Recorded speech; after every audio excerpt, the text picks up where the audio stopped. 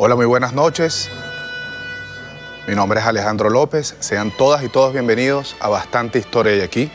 El día de hoy, 6 de agosto del año 2024, estamos celebrando y conmemorando los 200 años de la victoria patriota en la batalla de Junín. Contamos el día de hoy con compañeros, compañeras, maestros, historiadores e historiadoras, quienes van a estar compartiendo sus investigaciones, sus reflexiones sobre esta fecha, los contextos y otros elementos de interés. El profesor Pedro Calzadilla, el profesor Javier Escala, la profesora Diana Pérez y el profesor fotógrafo Rodrigo Benavides nos van a estar acompañando en la noche de hoy. Comenzamos con Diana Pérez. Diana, bienvenida a Bastante Historia hay aquí, hoy, Día del Bicentenario. Gracias por la invitación. Diana, es importante para comenzar esta conversación conocer el contexto en el que se inscribe esta batalla. Es en Perú. Son tropas venezolanas, colombianas, ecuatorianas, chilenas, argentinas, una gran diversidad de combatientes. Pero ¿por qué? ¿Por qué hay tropas de un país en otro? ¿Qué sucede?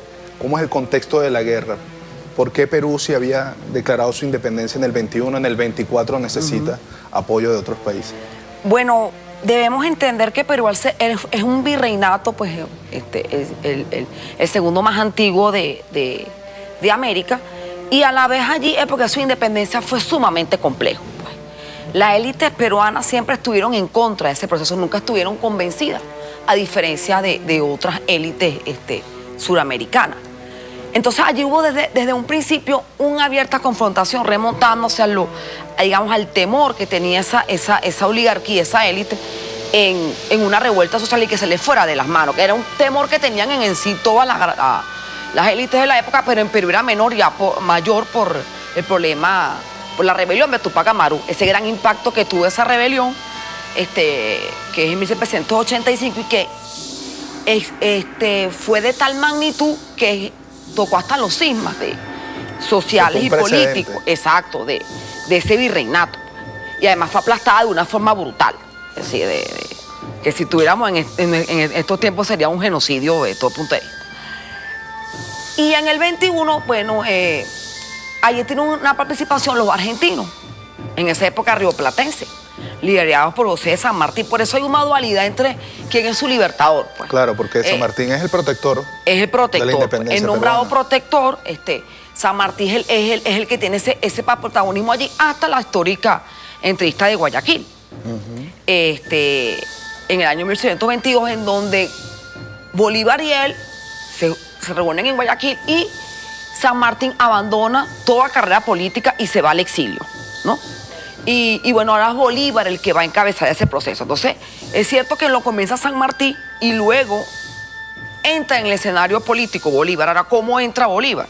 No es que Bolívar llega y a la brava, Bolívar trata de imponer. No, Bolívar es llamado por el Congreso peruano en 1823. Lo llaman ante un abierto conflicto entre la misma oligarquía que estaba dividida. Si había un sector que quería la independencia y un sector que aún la rechazaba. Y como las divisiones eran muy fuertes, muy profundas, se llama Bolívar, quien llega en septiembre de 1823. Y va a ser como ese gran...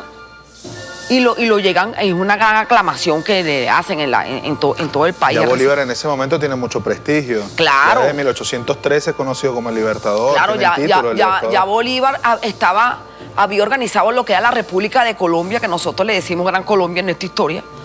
Ya él había logrado la consolidación de las independencias tanto de Nueva Granada como de Venezuela, y Bolívar era el gran estratega militar del momento y político, porque Bolívar tenía a la vez esas dos grandes cualidades. Pues.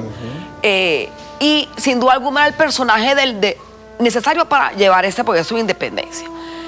Y bueno, realmente Bolívar lo logra, pese a que no es que Bolívar tuvo un camino de rosa para hacerlo, ¿no? El Congreso colombiano, que ya estaba allí, ¿sabe? Con una gran influencia de los santanderistas, le pone muchas trabas.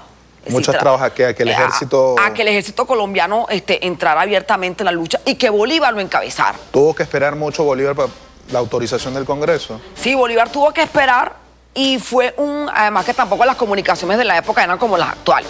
donde una decisión es rápido, Eran porque meses, por las redes... 2, 3 meses. Todo es rápido. Antes era claro, de las distancias de Bogotá a Lima, que hoy en día en autobús es lejos. Imagínense, en esa época a caballo. Entonces las decisiones no habían ningún otros medios de comunicación. Entonces claro, las decisiones eran muy largas y bueno, lo que sí logra Bolívar es organizar un ejército que no hay minoría de peruanos. La mayoría es de venezolanos, que después éramos colombianos, pero nosotros hacemos esa división. Y ya empieza a tener el protagonismo Antonio José de Sucre.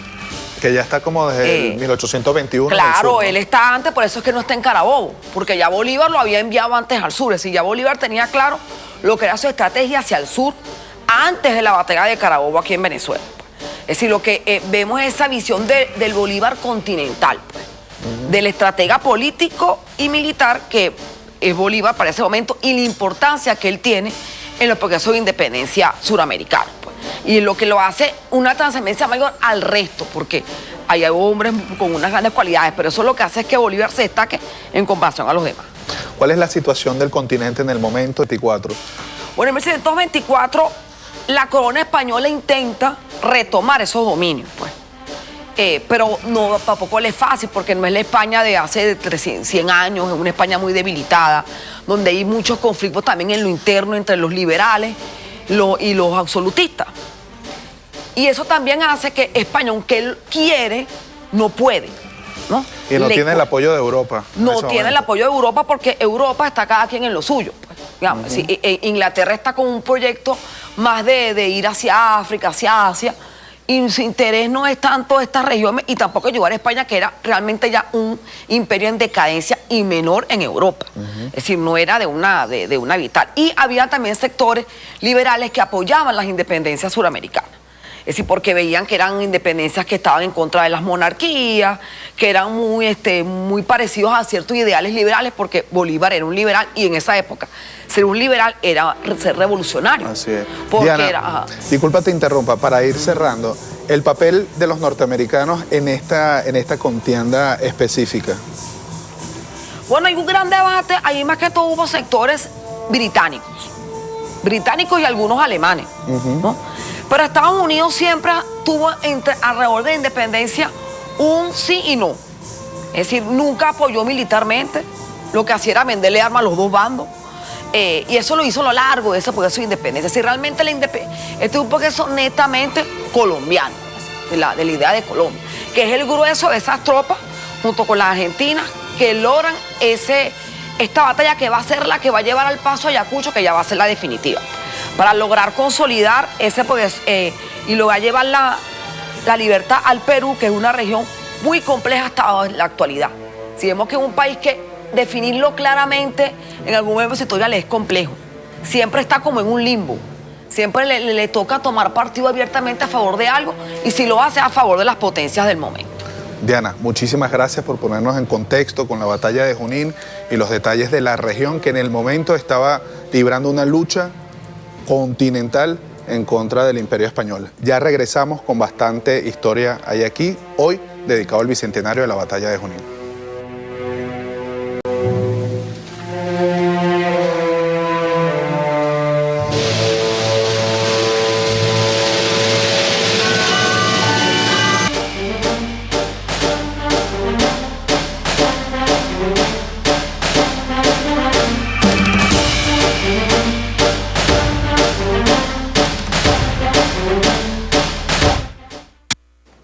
Buenas noches, estamos en esta historia de aquí, hoy dedicado al bicentenario de la batalla de Junín.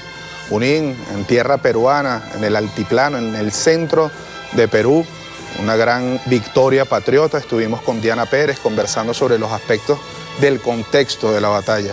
Nos acompaña en esta ocasión Javier Escala, historiador, profesor universitario, forma parte del equipo de investigación del Centro de Estudios Simón Bolívar. Gracias, Javier, por acompañarnos. ¿Cómo fueron los hechos de esa batalla, Javier? ¿De qué se trató? Tenemos por aquí algunos recursos, un mapa. ¿Cómo fue esa batalla? ¿Cuáles son sus aspectos característicos? Bueno, la batalla se da en La Pampa, que está ubicada en la Sierra Central del Perú, en una pampa que está a 4.100 metros sobre el nivel del mar.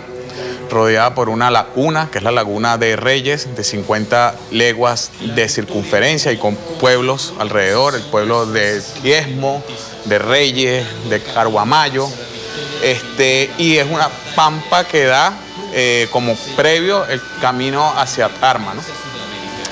Vamos a decir que fue un combate que se dio a un nivel de altitud bastante, digámoslo así, pronunciado, ¿no? Aquí, como pueden ver, este es un mapa.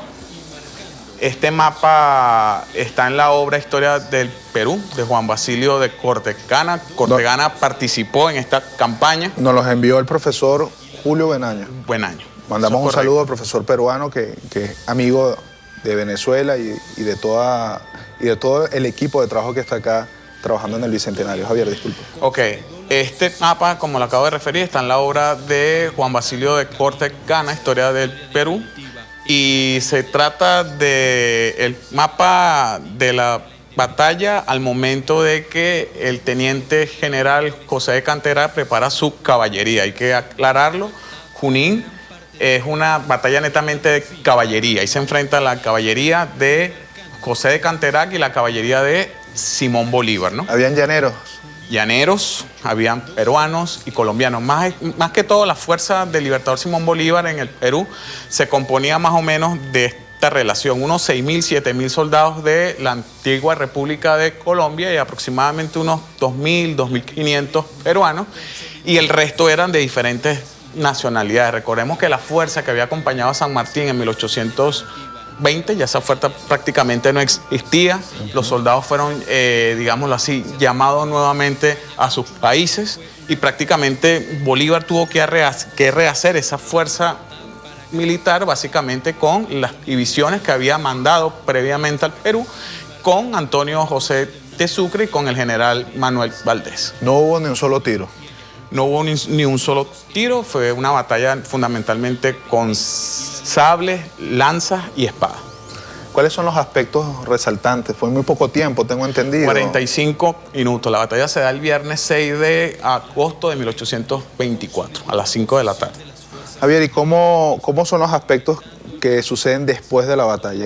¿Cómo quedan las tropas patriotas y cuál es el siguiente paso? Bueno, las bajas para los realistas fueron 464, para los republicanos fueron 42 soldados y 3 oficiales. Y el resultado principal fue que Simón Bolívar se hace con el control de la zona central del Perú, con las provincias de Tarma y de la provincia bueno, fundamentalmente con Tarma y las provincias centrales. Y también los realistas quedan básicamente arrinconados, quedan en el Cusco y quedan en el Alto Perú, ¿no? Recordemos que Bolívar realiza su movimiento central hacia la zona central del Perú porque hay una división en las fuerzas realistas. ¿Por qué están divididas? Bueno, el virrey La Serna y Olañeta se encuentran en ese momento en una pugna. Olañeta no reconoce al virrey porque el virrey fue nombrado por el gobierno liberal en España y el gobierno liberal en España en el año 1823 fue derrocado y nuevamente Fernando VII digamos, regresa como un monarca netamente con sus poderes plenos, ¿no?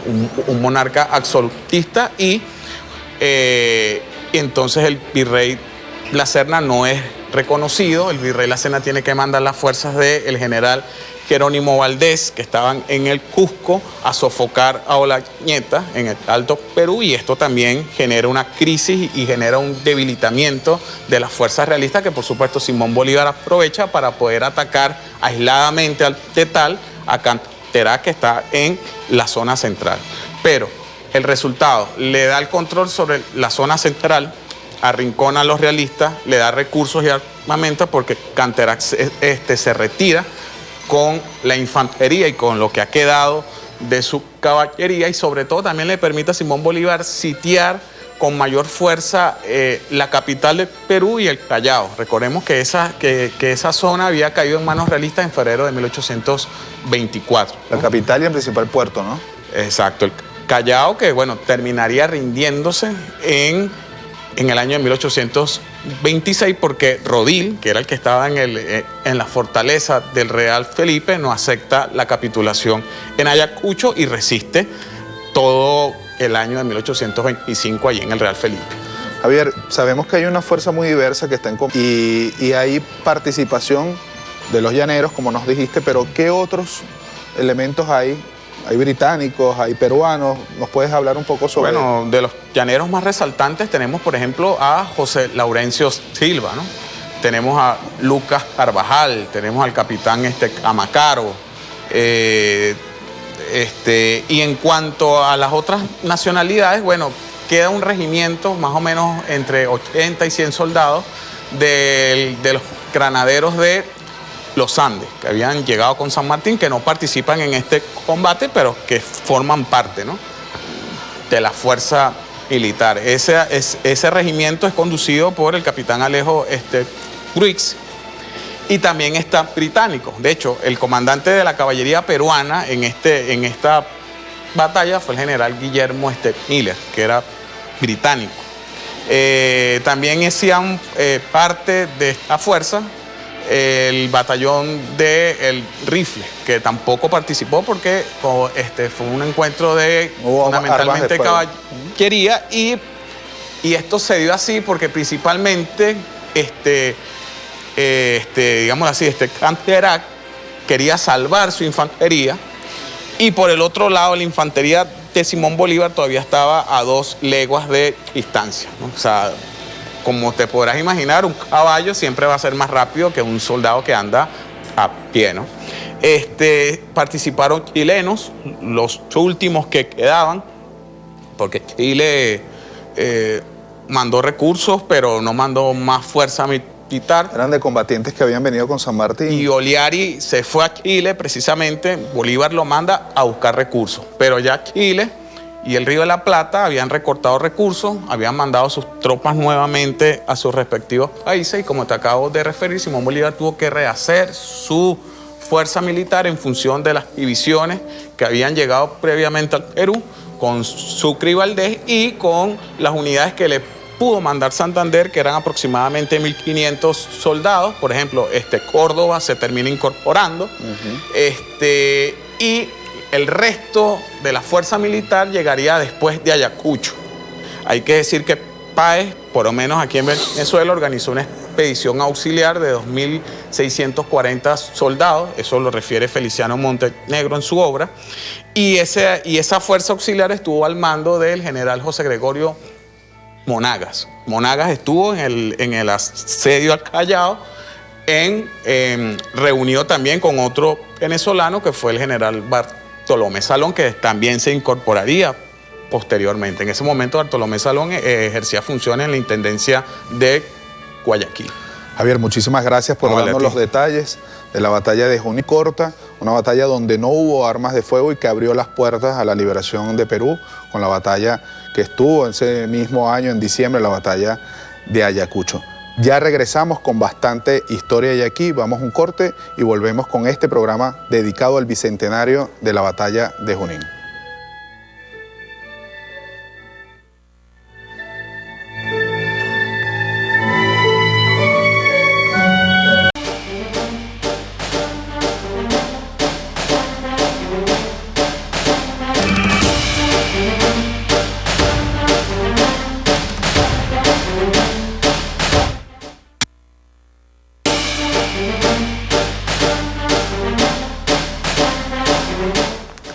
Buenas noches, estamos de regreso acá en Bastante Historia y aquí, dedicado al bicentenario de la batalla de Junín.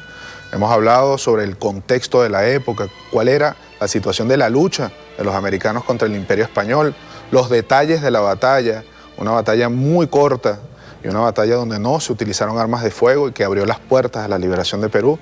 Y ahora vamos a adentrarnos en otros temas, en otra perspectiva. Nos acompaña Rodrigo Benavides, él es fotógrafo, productor, investigador del Centro de Estudios Simón Bolívar, y Rodrigo, por su profesión, hace énfasis en la imagen. Nosotros solemos narrar la historia a partir de documentos, testimonios, pero la imagen tiene muchísimo valor. En este contexto, Rodrigo, sobre Junín y la imagen, ¿qué nos puedes tú referir? Bueno, es un viaje distinto a la historia descriptiva, escrita y publicada. Es un viaje necesario que ha sido utilizado tal vez digamos, como protagonista de la historia. Me refiero a los libros, el trabajo de los historiadores, que es fascinante, es un desafío creciente, creo yo, en este mundo del presente, ¿no? Ahora, la historia nuestra, continental, digamos que pareciera haberse quedado muy estática en el tiempo, cuando la historia transcurre y se transforma y se actualiza. Entonces, como fotógrafo particularmente, podría decirte que desde el año 2006, que trabajé en el tema de Francisco de Miranda y su exposición en la Galería de Arte Nacional, simplemente la historia me atrapó y se convirtió en un desafío como fotógrafo, como para buscar aportes a la historiografía desde la imagen fotográfica, porque hacerlo de la pintura es otra cosa. Desde otra fuente. Claro, o sea, la pintura es una fuente interesantísima, fascinante. El dibujo también lo es, pero la fotografía es otra cosa. Cuando pensamos en historia solemos pensar a veces en pintura. Bueno, porque fue lo que se representó, porque era más fácil pintar una escena que nadie vio, es decir, ni Tovar y Tovar vio eso, pero él lo pudo representar, basándose en la historia escrita. Entonces, todo esto está interconectado, es un proceso muy interesante. Y bueno, en relación a Junín, yo podría decirte que como lector de la historia, porque no soy historiador, me ha resultado muy alentador, digamos, visualizar desde aquí lo que fue justamente ese formidable paso que dio Simón Bolívar desde el Cerro de Pasto, que fue donde él planificó la bajada por ambas serranías, la Blanca y la Negra. Pasto está ubicado, para quienes nos ven, en el sur de la Colombia actual. Exactamente. Y bueno, desde ahí, desde allí comenzó ese proceso que desde Pativilca el Libertador planificó junto con Sucre y bueno, me he quedado con unas imágenes increíbles en la mente, pero sé que no las puedo fotografiar.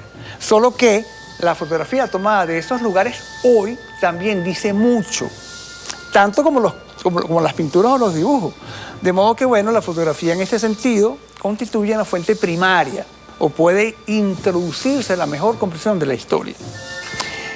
Fíjate que quiero hacer un pequeño paréntesis, si me lo permite. O sea, la historia se escribe con un lápiz, un bolígrafo, una tinta china. Se describe por escrito, para quien lo vio o quien no lo vio. Para hacer cuadros, se apela a un rectángulo generalmente o un dibujo. En fotografía es vertical u horizontal, al igual que los dibujos. En fotografía se usa mucho el formato cuadrado, por ejemplo, que en pintura es casi desconocido. En fin, son convencionalismos también, porque estamos llenos de convencionalismo. Entonces yo creo, Alejandro, que el Centro de Estudios Simón Bolívar tiene un desafío fascinante en relación a esos objetivos que se ha planteado, es que justamente difundir la historia desde nuevas perspectivas, interconectadas. Y bueno, yo creo que esa es parte del interés de este programa. Rodrigo, de la investigación que estás avanzando, estás en este momento elaborando una exposición, precisamente abordando el tema Junín, Ayacucho, esos aspectos que has preparado, sí, para lo que va a ser luego las fotografías de ese espacio. ¿Qué recoges concretamente sobre ese lugar y sobre las imágenes que van a ustedes incorporar en la exposición? Lo envolvente que son, lo útiles que son para la vida, estar ahí, sentirnos que somos parte de eso no es ajeno a nosotros. Entonces la fotografía tiene ese nivel de detalle que nos retrata. Es un desafío interesantísimo y creo que esa exposición en la Galería de Arte Nacional en diciembre de este año, con formatos grandes, muy grandes, permitirá hacer ese viaje conjuntamente. Hiciste ese viaje a Carabobo hace 3 años. Correcto. Esas imágenes del campo de Carabobo, ¿qué evocan? Bueno, una pregunta interesantísima. Evocan la paz en la ausencia de la batalla, que es lo que hemos logrado con este gran esfuerzo que salió del Orinoco cuando Bolívar tuvo ese sueño, y por eso la exposición se titula Orinoco, Junín, Ayacucho. Encrucijadas y metáforas nuestroamericanas, fotografías de Rodrigo Benavides, pero es una exposición colectiva. Participa mucha gente, hay mucha gente trabajando en este proyecto, Ministerio de la Cultura, Centro de Estudios Simón Bolívar y otras instituciones que que van a hacer aportes importantes. Tienes tú también un contexto muy logrado ya, muy avanzado en cuanto al lugar en específico. Sí. ¿Algún aspecto resaltante ya para cerrar que quieras compartir sobre ese campo de Junín, sobre lo que significa, y más que lo que significa, lo que hay en este momento ahí? Claro. Te agradezco la pregunta. El desafío consiste en tratar de estremecer al público que se pare frente a esas imágenes. Porque además va a haber textos también, textos representativos, digamos, alusivos, en fin. Yo creo que si el público queda tan estremecido como yo estaré sumamente feliz y honrado. Rodrigo, muchísimas gracias por compartir con nosotros esa visión. Nos tinta leer las imágenes y sobre todo lo que significa ahorita, como tú dices, una imagen de paz. Sí, señor. La cuestión termina con la paz, por cierto. Junín significa, y Ayacucho, la consolidación de la paz. Correcto. En nuestros territorios y transmitirlo de esa forma nos aporta mucho el día de hoy. Gracias, Rodrigo, por acompañarnos. Un gusto. Vamos a continuar ya para nuestro último corte, bastante historia y aquí. Ya regresamos con este programa dedicado al bicentenario de la Batalla de Junín, un episodio muy importante de la lucha de los pueblos americanos contra el Imperio Español, que abrió las puertas para la liberación de Perú y la liberación de todo el sur de América. Ya regresamos.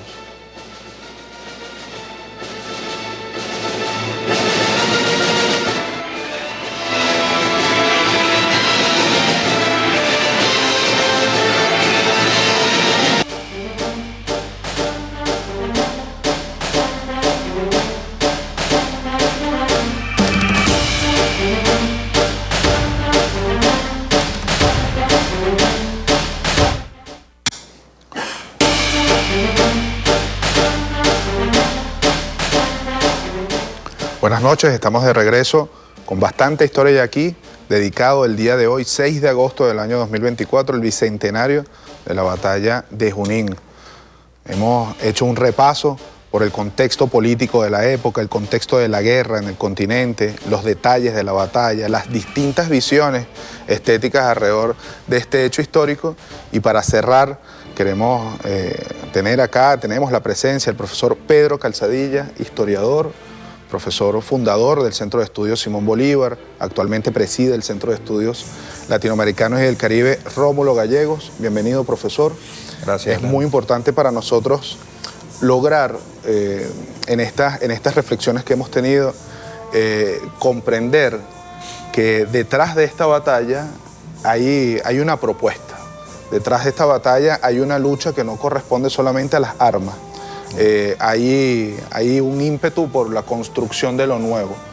Y el libertador Simón Bolívar y su doctrina representan eso. ¿Cómo podemos ver a Junín enmarcado dentro de ese contexto de los planes que tiene Bolívar desde la patria para América? Sí, gracias, Alejandro, por la invitación. Yo he estado disfrutando aquí tras cámara del programa, oyendo a estos colegas y viendo cómo la historia ha cobrado una importancia tremenda en Venezuela. Cada día, desde que el comandante Chávez nos entusiasmó como pueblo a tomar los destinos como pueblo en nuestras manos, la historia entra en escena a ocupar el tiempo presente, a guiarnos. Y eso lo hemos ido haciendo colectivamente, y quienes estamos en el campo de la historia hemos ido construyendo un gran movimiento, el movimiento de la historia insurgente, que lo llama así el pueblo y lo llama así el presidente, que es una perspectiva distinta de nuestra historia. Y partes neurálgicas de esa perspectiva es el bicentenario. El comandante Chávez nos anunció desde empezando la revolución bolivariana, nos dijo, estamos en la era bicentenario. El bicentenario ha asignado este tiempo, y el bicentenario es un tiempo de rehechura del país, de la patria grande, de las instituciones, refundándonos permanentemente. Construcción, agitación, esfuerzo colectivo, un pueblo que se lanza a construirse. Así fue hace 200 años. Y tenemos un ciclo que nos trae hasta hoy. En 2024 nada más y nada menos. Llegamos a este momento con América Latina agitada, construyéndose, rehaciéndose, avanzando, retrocediendo, la causa de los pueblos. En Venezuela, triunfante. La causa y el proyecto nacional Simón Bolívar, que es el proyecto histórico del pueblo venezolano, que está recuperado del proyecto original radical del Libertador y traído al presente, lo tenemos nosotros hoy con nosotros, vivo, orientando este presente. Y yo quería comenzar diciendo que no es casualidad que este tiempo haya sido este tiempo bicentenario sea un tiempo también de revolución, ahora en el siglo XXI. Todo el enorme esfuerzo, y este programa lleva el nombre que le puso el comandante Chávez, bastante historia hay aquí, porque era el enorme esfuerzo que este pueblo ha hecho durante 200 años para poder preservar y desarrollar algunos elementos muy valiosos. Yo, escuchando a quienes me antecedieron en la palabra, yo quisiera recordar algunas cositas. Tú me sugerías la significación de esto, qué hay detrás como gran propósito del Libertador. Quiero recordar una cosa, esto no sale de la nada, no es que de pronto la batalla se produce una batalla en Junín, en el Perú, hoy, y está Bolívar, y está Sucre. Bueno, recordemos que todo eso nace de una estrategia extraordinaria del Libertador, que desde el principio vio muy claro que la independencia dependía, ¿verdad?, de que todo el continente se librara, se independizara. Por eso el movimiento que nace desde Angostura, desde el río Orinoco en 1819, luego Boyacá para la liberación de la Nueva Granada, luego Carabobo, cuando Bolívar está en 1821 dando la batalla de Carabobo, está pensando ya en el sur, envía Sucre a lo que es hoy Ecuador, y su mirada es continental. Eso es lo muy, muy importante. Así como hoy, todo lo que hacemos hoy, todo lo que está pasando, nos está pasando aquí en Venezuela, todo lo que está ocurriendo tiene que ver con una visión continental. Por eso el movimiento extraordinario que hace Bolívar. El año pasado, en el ciclo bicentenario, por eso quería un poco contextualizar qué hemos conmemorado como pueblo estos años. Estábamos conmemorando los 200 años de la batalla naval del Lago, que es otra batalla también de la unión de nuestra América, una batalla donde neogranadinos, ¿verdad?, y venezolanos y caribeños también dan una extraordinaria batalla. Cuando ocurre la batalla naval del Lago, lo recordamos, en ese momento se estaba garantizando el movimiento de tropas, la liberación hacia el sur, porque se impidió que se abriera un foco en el norte, en el Caribe. Entonces, venimos de ese ciclo, luego la liberación del Ecuador, Pichincha, Bomboná, son nombres que los aprendemos de niño, pero a veces los descontextualizamos.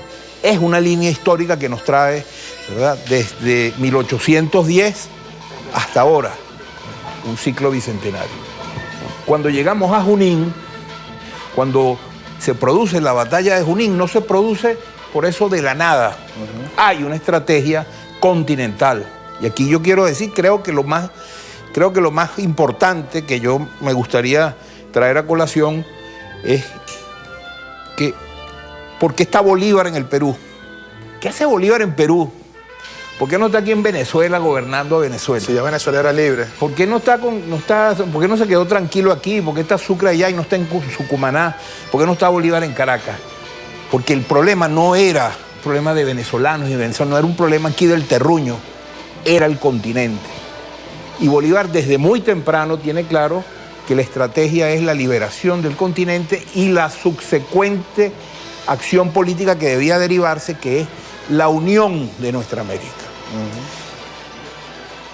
En estos días, estudiando un poco, revisando para estos temas, me puse a escuchar al comandante Chávez, que fue el gran maestro de la historia para nosotros, descoloniza la historia para nosotros. Él dice una cosa muy importante, dice, yo quiero decir aquí que a mí no me gusta la idea que dicen que Bolívar soñó con la unión de nuestra América, con la unidad del continente. Y dice, me gusta más la idea de afirmar que no que fue un sueño, que fue un proyecto, y eso me gusta más, porque un proyecto se piensa, se diseña, Se realiza. y luego se trabaja para realizarlo. Los sueños no necesariamente, los sueños pueden nacer de una acción pasiva también, aunque pueden ser un gran motor. Por eso me gusta más el proyecto de la Unión de Nuestra América.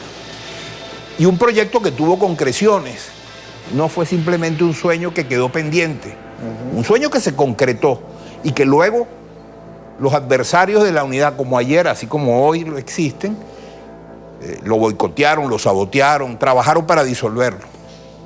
Entonces, Junín, así como todo el movimiento hacia el sur, es la materialización de la unión del continente, Del así proyecto. como la creación de la República de Colombia, la grande, Colombia, la de Bolívar, es la materialización de la unión, de la unidad de nuestra América. No fue un sueño.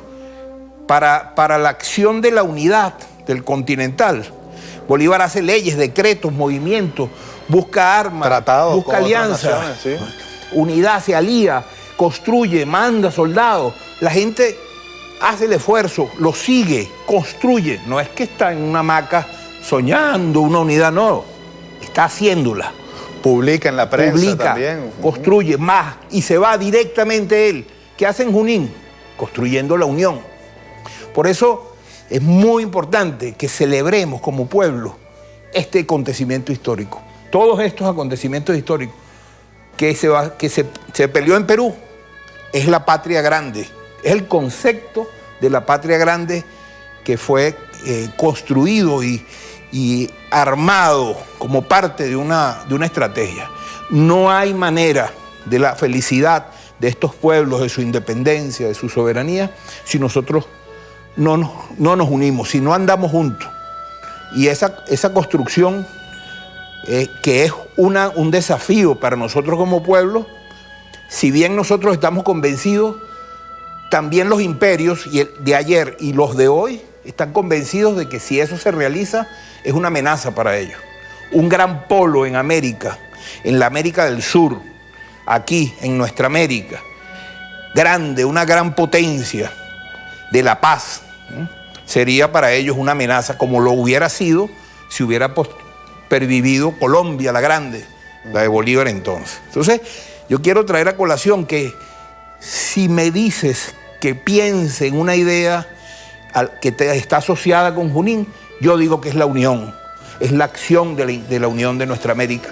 Es una metáfora extraordinaria, además que va a abrir las puertas a la independencia, va a permitir Junín que venga entonces Ayacucho, que es la batalla que sí ahora va a confirmar la independencia definitiva.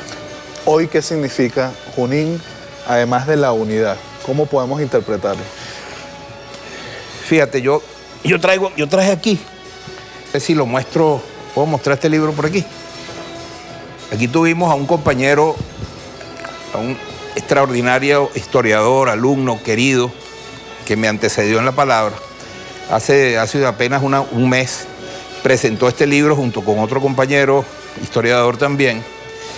Ellos ellos escriben este libro y aquí está transcrito, quise mostrarlo para reseñar aquí el fragmento de la arenga que hace el Libertador a las tropas antes, unos días antes, 4 o 5 días antes de la batalla de Junín. Lo hace allí en el Perú. Le dice así, ante 8.700 hombres que se alistaban para ir a la batalla: soldados, vais a completar la obra más grande que el cielo ha podido encargar a los hombres, la de salvar al mundo entero de la esclavitud. Soldados, los enemigos que vais a destruir se jactan de 14 años de triunfo. Ellos pues serán dignos de medir sus armas con las vuestras. Soldados, el Perú y la América toda aguarda de vosotros la paz, hija de la victoria, y aún la Europa liberal os contempla con encanto, porque la libertad del nuevo mundo es la esperanza del universo. ¿La burlaréis? No, No, vosotros sois invencibles. Yo le dejo esta arenga y yo creo que viene a cuento y cabe perfectamente hoy en Venezuela. Aquí está jugándose una posibilidad de vida distinta, en paz, de justicia para el mundo, aquí en América, aquí en Venezuela. Y la paz que hemos conquistado ahora, recientemente, apenas en estos días que estamos, ¿verdad?, decididos a sostener, es hija de una gran victoria. Yo llamo al pueblo a mantenernos siempre muy unidos y apegados a los principios de este gran proyecto, del proyecto bolivariano, y que celebremos este bicentenario con la alegría de haber preservado la paz y seguirla preservando como gran propósito histórico. La paz como la hija de la victoria de los pueblos. Muchas gracias, profesor. Este es el cierre del programa. Bueno, Junín significa la paz de la victoria de los pueblos, la lucha contra el imperialismo, significa la unión continental. A todas y todos, muchas gracias por sintonizarnos por Venezolana de Televisión, acompañarnos acá en Bastante Historia de Aquí, en este día tan especial del bicentenario de la batalla de Junín. Muy buenas noches a todas y todos. La victoria en Junín consolidó la posición de las fuerzas independentistas, pavimentando el camino hacia la victoria definitiva en la batalla de Ayacucho. Juntas sellaron el destino de la independencia sudamericana. Ayacucho no solo fue una victoria estratégica, sino una consagración de la libertad para gran parte del continente, poniendo fin al periodo colonial español y marcando el inicio de una nueva era de esperanza y libertad. Junín y Ayacucho, dos triunfos heroicos que forjaron nuestra independencia y la libertad de nuestros pueblos.